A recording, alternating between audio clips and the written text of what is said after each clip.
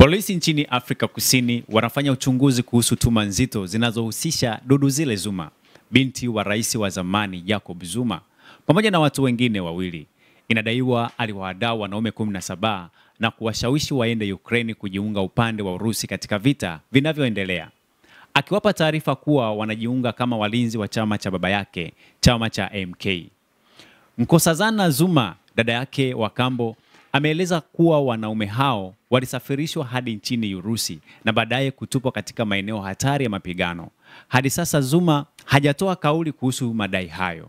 Tayari binti huyo amekabiliwa na kesi kadhaa nyingine zinazomhusisha na uchochezi wa ghasia za mwaka 2021.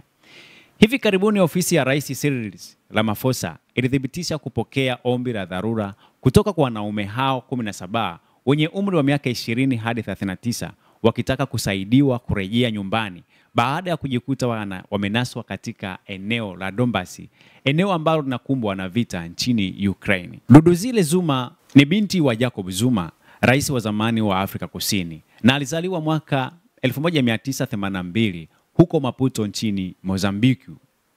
Ni mwanasiasa na ni mbunge wa bunge la kitaifa la Afrika Kusini tangu mwaka 2024.